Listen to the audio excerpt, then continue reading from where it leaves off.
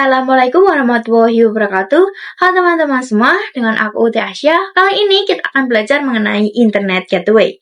Langsung saja kita ke pembahasan yang pertama, yaitu pengenalan Internet Gateway. Untuk membantu pembahasan kali ini, saya sudah mempersiapkan sebuah topologi yang akan kita gunakan ke depannya, yang mana di sini terdapat 5 PC dengan satu perangkat switch dari vendor Cisco. Dan juga terdapat satu perangkat MikroTik yang terhubung ke internet, dan goals-nya adalah agar router kita dapat terhubung ke internet yang mana nantinya akan kita sharing ke klien. Sehingga sekumpulan PC ini dapat mengakses internet. Nah, inilah yang kita sebut konsep dari Internet Gateway.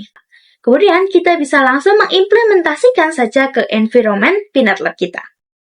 Di sini saya sudah memiliki perangkat MikroTik dengan nama RPUT Asia yang tersambung dengan internet. Kemudian langkah selanjutnya, kita dapat menambahkan switch ya teman-teman, dengan mengklik kanan, lalu pilih Node, kemudian klik di bagian Cisco IOL, karena saya menggunakan vendor Cisco. Tapi teman-teman juga bisa menggunakan vendor lain.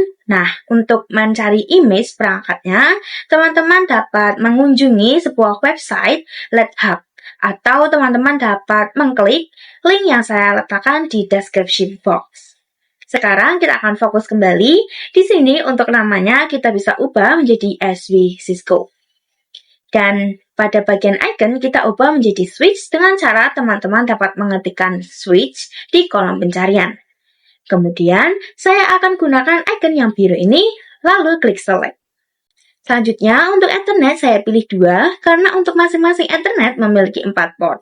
Jadi di sini kita akan memiliki 8 port yang tersedia.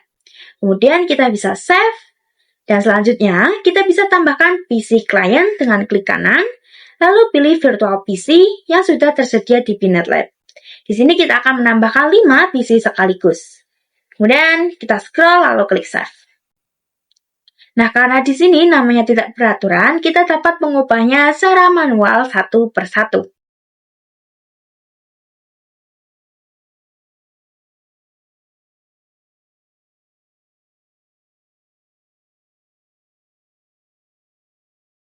Setelah deskripsi kita sudah beraturan, selanjutnya kita bisa hubungkan Ethernetnya.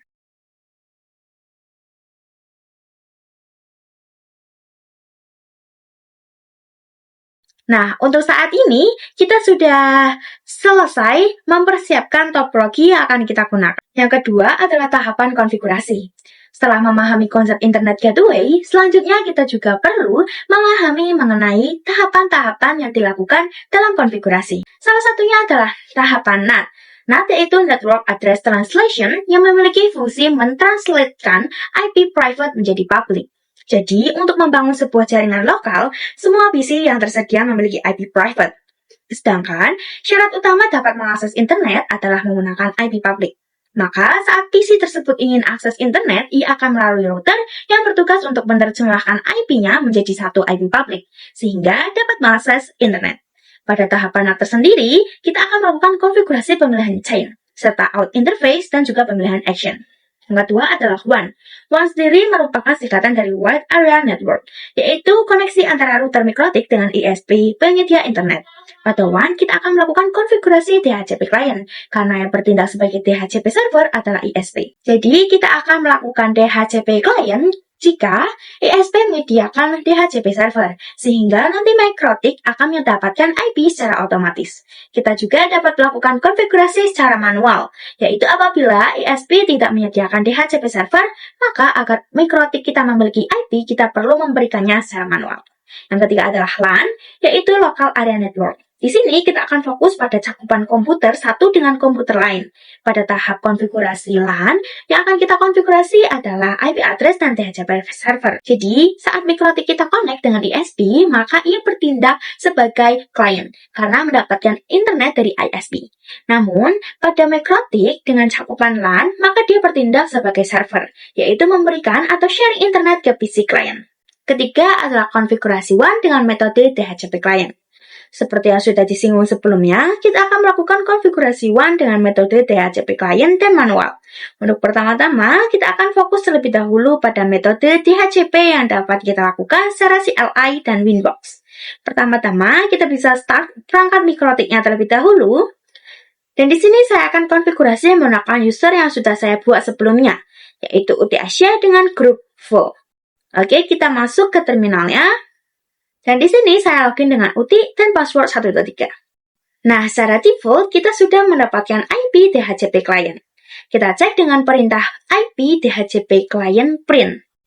Perhatikan, ini adalah IP DHCP kita. Lalu bagaimana jika mikrotik kita belum terkonfigurasi DHCP client dan ISP menyediakan DHCP server? Maka di sini kita bisa melakukan penghapusan IP DHCP client terlebih dahulu. Caranya, teman-teman dapat masuk terlebih dahulu ke menu IP DHCP strip client.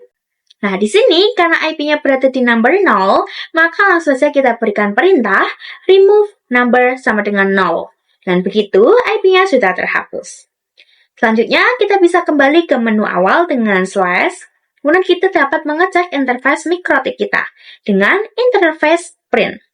Dapat diperhatikan bahwa kita memiliki 4 interface yang dapat digunakan dan kita akan fokus pada konfigurasi DHCP client pada Ether 1.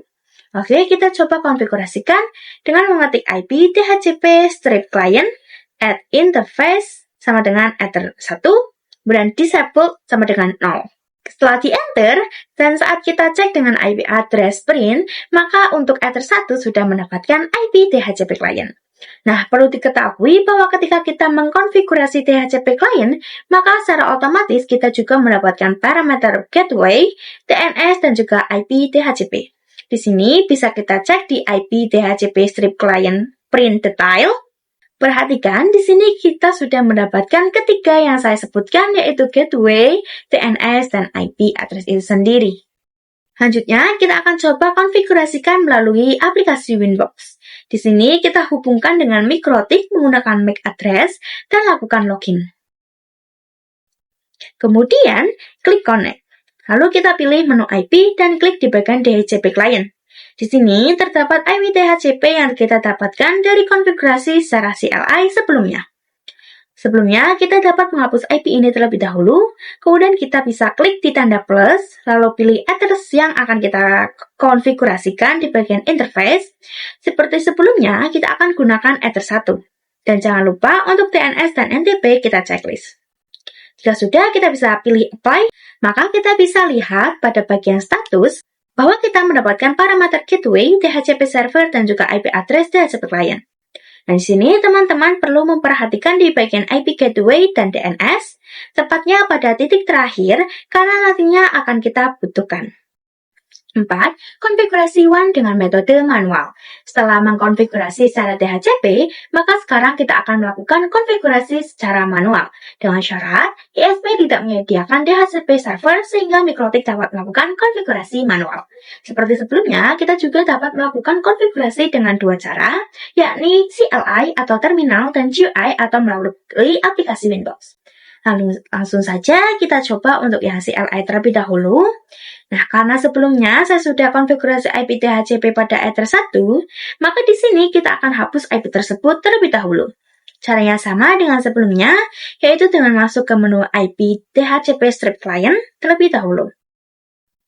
Kemudian kita bisa lihat terlebih dahulu dengan perintah print. Di sini IP-nya berarti di number 0. Maka berikan perintah remove number 0. Lalu print. Dan di sini IP-nya sudah terhapus. Kemudian kita akan mengecek gateway dan DNS-nya. Untuk gateway, kita gunakan perintah IP route print. Lalu DNS yaitu IP DNS print. Dapat diperhatikan bahwa keduanya itu sudah terhapus. Jadi yang akan kita konfigurasikan adalah IP DHCP client, gateway, dan juga DNS. Kita akan melakukan secara manual dan satu persatu.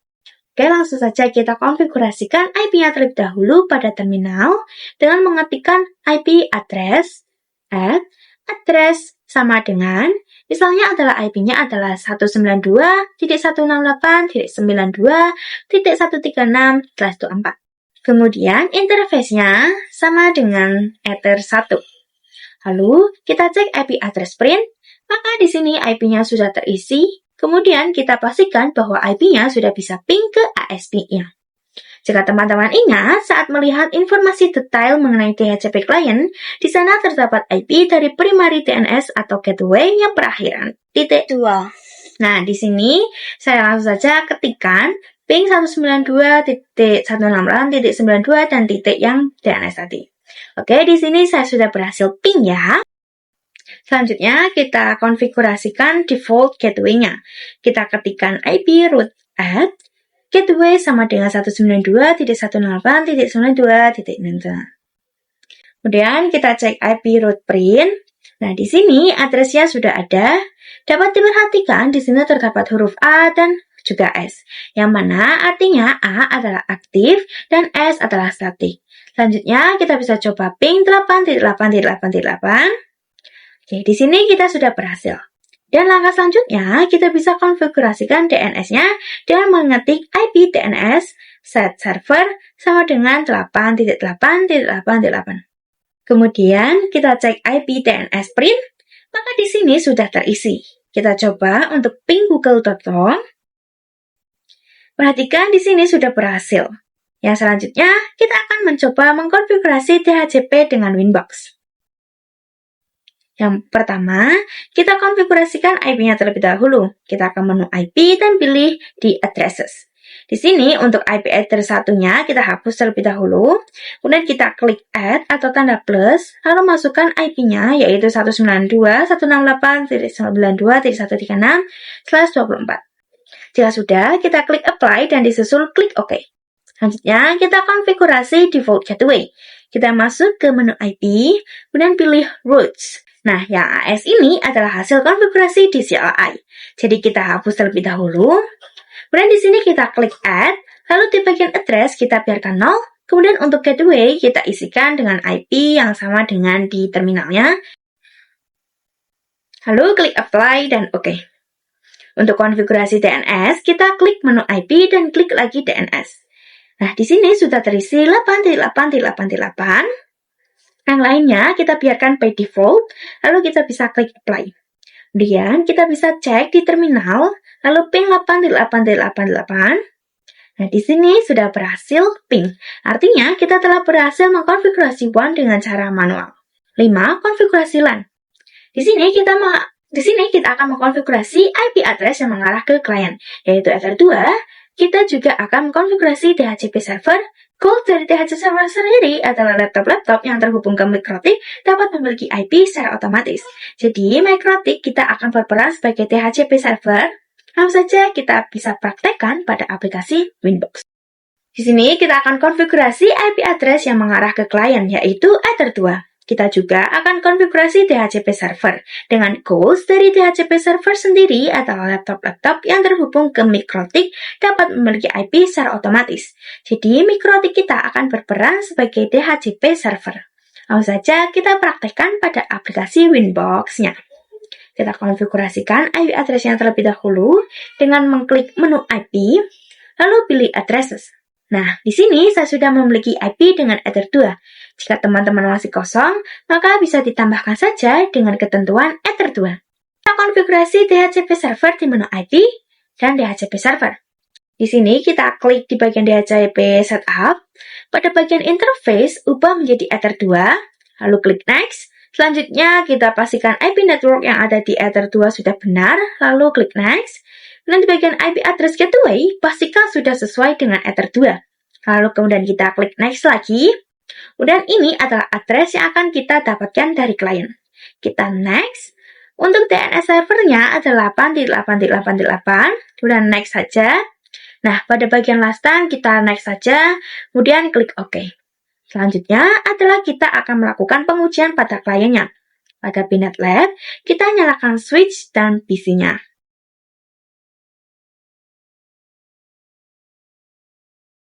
Jika sudah running, kita buka terminal ke-5 PC sekaligus ya.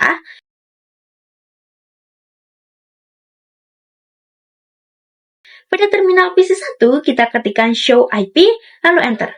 Maka IP-nya masih kosong. Nah, cara agar bisa mendapatkan IP secara DHCP, kita bisa ketikkan IP DHCP. Kemudian akan terdapat notif Dora yang mana dia melakukan request dan akan memunculkan output. Dan di sini saya sudah berhasil mendapatkan IP-nya. Kita akan lakukan juga pada semua PC ya, sama persis.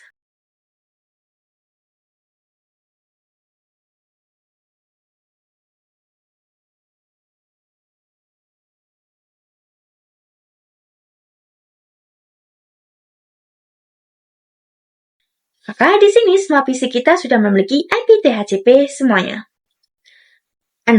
Konfigurasi NAT. Langsung saja kita buka Winbox untuk mengkonfigurasi NAT. Teman-teman pilih menu IP, lalu Firewall, dan pilih NAT. Kemudian klik Add atau tanda plus. Pada bagian chain, teman-teman pilih SRC NAT. Lalu di bagian Out Interface, pilih Ether 1, dan selanjutnya kita klik menu Action, dan pilih Masquerade untuk di bagian Action. Jika sudah, kita klik Apply dan OK. Kemudian kita akan lakukan pengujian pada PC. Di sini, kita ketikkan ping 8888 dan ping google.com. Jika TTL seperti ini, maka pengkonfigurasi NAT sudah selesai.